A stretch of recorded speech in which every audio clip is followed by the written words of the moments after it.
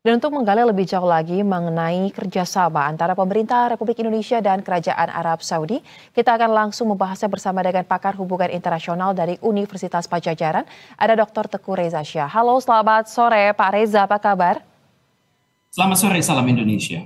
Baik, Pak Reza, kita lihat ya hari ini sudah ada informasi bahwa Presiden Prabowo Subianto melakukan pertemuan bersama dengan Pangeran Saudi Arabia. Pertanyaan saya, jika Anda melihat bagaimana hubungan antara kedua negara, perkembangannya sejauh ini seperti apa, Pak?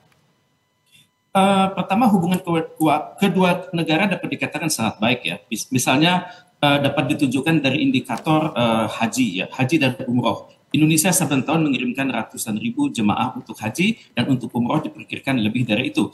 Pada saat yang sama investasi Saudi Arabia di Indonesia sangat besar, di mana Saudi Arabia terutama sekali banyak mendukung lembaga-lembaga pendidikan, lembaga-lembaga kesehatan, dan lembaga-lembaga kemasyarakatan. Kemudian juga ini akan menarik karena pertemuan ini berbarengan dengan suasana upaya perdamaian antara Israel dan Iran, kemudian juga keterlibatan Amerika Serikat di situ, dan juga seperti kita ketahui bersama, Saudi Arabia merupakan sebuah negara yang sangat berperan dalam kerjasama di Teluk tersebut, dan juga di dalam kerjasama Teluk tersebut Saudi Arabia bermitra dengan Bahrain, Kuwait, Oman, Qatar, dan juga Uni Arab Emirat. Jadi akan sangat menarik kita mengamati nanti bagaimana penjelasan akhir dari Presiden Prabowo Subianto di Indonesia. Karena tentunya ada hasil-hasil yang diperoleh dari hubungan bilateral, hubungan level dan juga hubungan level global antara kedua negara. Dan ini sangat menarik karena dapat dibenarkan secara kenegaraan. Dalam dunia Islam, hubungan ini dapat dikatakan silaturahim antar kepala negara, dapat dibenarkan dengan kerangka umatan wasaton, umatan wahidah. Kemudian juga dalam kerjasama ini dimungkinkan Indonesia langsung meninjau proyek-proyek besar yang ada di Saudi Arabia dan juga menghubungkan dengan potensi yang ada di Indonesia.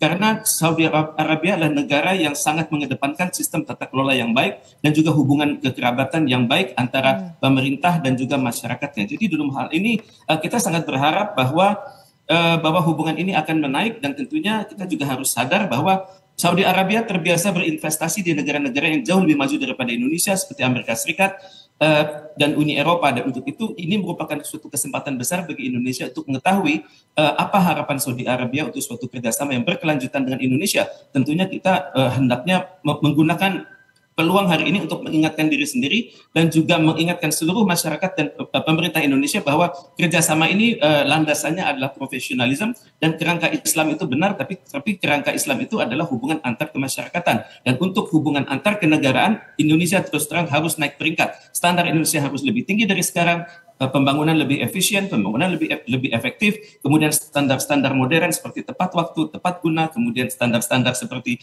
good governance dan good corporate governance hendaknya benar-benar diutamakan. Baik, nah kemudian saya ingin tanya pendapat Anda terkait dengan kesepakatan investasi. Karena Anda juga menyinggung ini menjadi suatu hal yang dijalin antara Indonesia bersama dengan Saudi Arabia. Apalagi biasanya Saudi Arabia berinvestasi ke negara-negara yang lebih maju dari Indonesia seperti kata Anda ya tadi ya.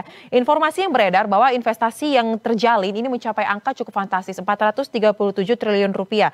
Nah, menurut Anda kira-kira untuk dapat memberikan hasil yang baik, apalagi hubungan ini berdasarkan profesionalisme seperti Anda katakan tadi, bidang-bidang mana yang perlu diberikan fokus atensi terkait dengan investasi dari Saudi Arabia ini menurut Anda, Pak Reza? Terima kasih. Saya belum melihat butir-butir dari kerjasama tersebut ya, karena angka ini sangat fantastis, 437 triliun rupiah ya. Tapi saya sangat berharap jumlah besar ini terfokus kepada berbagai sektor di Indonesia, misalnya di sektor perhubungan, di sektor kelautan, di sektor energi, di sektor ketahanan energi terutama sekali, dan juga sektor ketahanan pangan masyarakat Indonesia.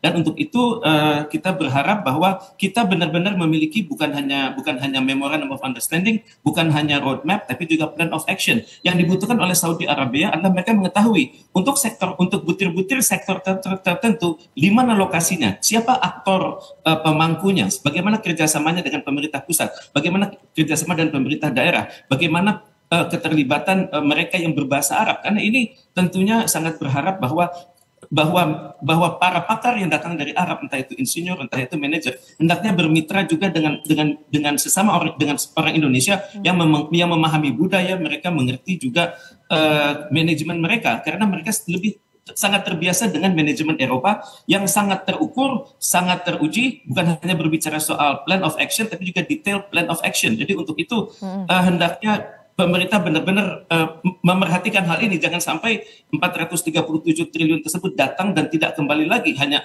untuk satu proyek saja. Kita berharap hubungan ini meningkat lebih baik, persis seperti saat Donald Trump datang ke beberapa negara Teluk.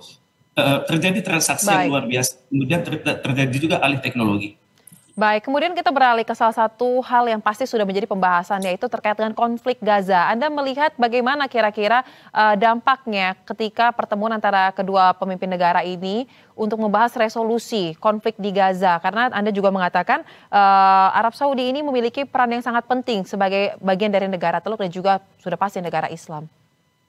Baik, Indonesia dalam hal ini memiliki keunggulan ya. Keunggulan kita adalah Iran sangat percaya kepada kita. Iran sangat berharap Presiden Prabowo Subianto dapat menjadi penyambung lidah mereka untuk mengupayakan perdamaian antara Iran dan Israel. Walaupun hubungan mereka sudah sangat buruk, paling tidak perang itu dijedakan. Dan pada saat yang sama perang antara Iran dan Israel ini juga berdampak kepada penyelesaian dari konflik di Timur Tengah, terutama sekali antara Palestina dan Israel. Jadi kita memiliki dua kasus internasional yang sangat besar. Dan tentunya peranan Indonesia adalah menjadi penyeimbang, karena Prabowo diharapkan dapat duet dengan Pangeran MBS untuk memberikan suatu pemikiran-pemikiran yang lain. Saat ini yang terjadi adalah sudah ada pemikiran dari Israel duet dengan Amerika Serikat. Pada saat yang sama, Israel secara mandiri juga sudah punya pemikiran, kemudian juga Hamas juga sudah memiliki pemikiran sendiri, di mana kalau Israel menuntut bahwa dalam waktu 60 hari, maka semua tawanan dikembalikan, dipulangkan ke Israel, dan baru mereka akan menarik pasukan. Tapi bagi kalangan Hamas, hal ini tidak bisa diterima, karena secara tradisi, seringkali Israel melanggar kesepakatan. Kemudian juga dikhawatirkan bahwa perundingan ini belum tentu bebas daripada konflik-konflik yang kecil, karena seringkali walau di tengah upaya peredaan ketegangan terjadi pula konflik-konflik kecil, nanti dikatakan ini adalah preemptive strike. Jadi hal ini yang hendaknya diwaspadai, dan saya sangat berharap duet Presiden Prabowo Subianto dan MBS bisa berujung kepada suatu kesamaan posisi untuk mendukung terselenggaranya perdamaian di Palestina tersebut, terutama sekali di Gaza. Terima kasih.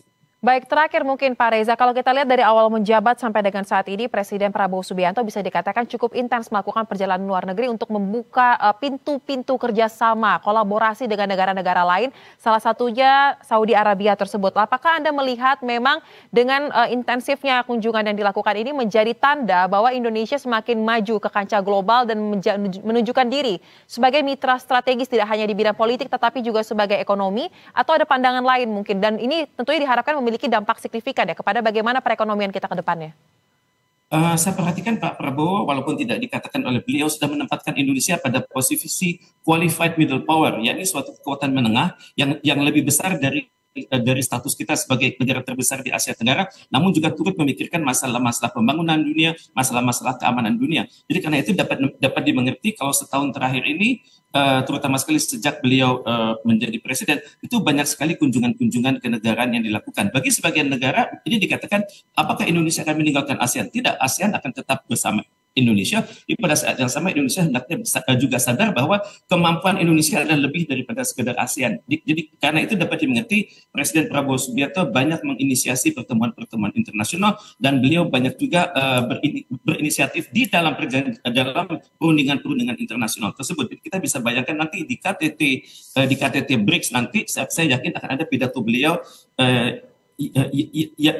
yang juga dahsyat seperti pidato beliau terakhir di Saint Petersburg. Baik, kita akan nantikan bagaimana kelanjutan dari perjalanan kunjungan ke luar negeri yang membawa dampak kepada perekonomian dan juga secara garis besar untuk di Indonesia sendiri. Terima kasih untuk analisa yang Anda sampaikan, pakar hubungan internasional dari Universitas Padjadjaran, Dr. Teguh Reza Shah. Selamat sore, selamat kembali beraktivitas, salam sehat.